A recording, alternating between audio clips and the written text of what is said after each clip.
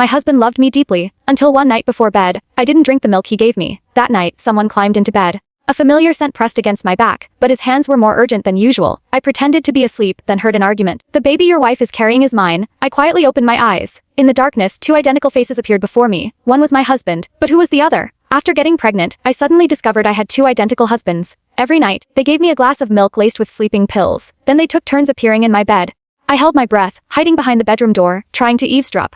But I accidentally knocked over a cup, alerting them. "Who's there?" Not daring to imagine the consequences of being discovered, I quickly fled to bed and pretended to be asleep. The door opened. I could feel two people scrutinizing me with penetrating gazes. Maya. After what felt like forever, the bed suddenly dipped. A tall figure pressed against my back, intimately whispering my name in my ear. The other person moved closer from the front, sandwiching me between them. They wrapped their arms around my waist, fingers tracing over my clothes, stroking every zone they knew so well, over and over again, utterly shameless. I forced myself to suppress the trembling, holding back any sound from my throat, not even daring to move my eyes. Just then, my nightgown was lifted. My inner thigh felt cold. A burning hot palm slid upward along the inside. Fingertips stopped at the most dangerous edge, circling gently but never quite touching. I was terrified. Was this what they did to me every night after drugging me? I was on the verge of breaking down. Then one hand pressed down on the wandering hand. "Stop it. With this dose, she won't wake up." Immediately after, that hoarse voice threatened, "Cole, I'm warning you. Stop drugging her. She's carrying my son." "Your son? How can someone with dead sperm have a son? I'm the real father here. If I don't feel sorry for her, why should you?"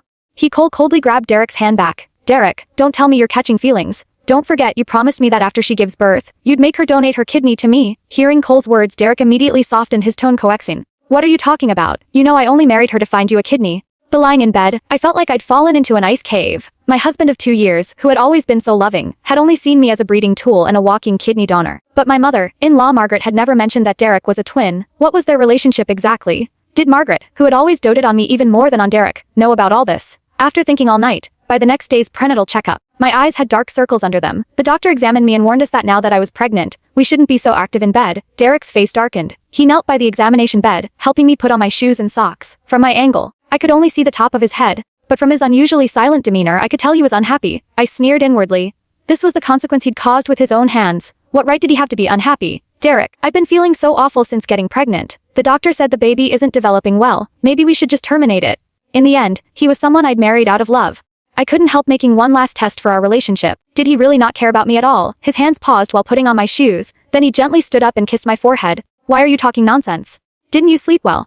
The gaze meeting mine was full of sharp, uneasy scrutiny. He was wondering if I'd actually been awake last night and discovered their secret. My heart turned to ash. But then something even more desperate happened. When we reached the stairwell, he actually tried to push me down from behind. The metal handrail reflected like a mirror, showing his twisted, vicious expression. In that instant, all my hopes for this man completely shattered.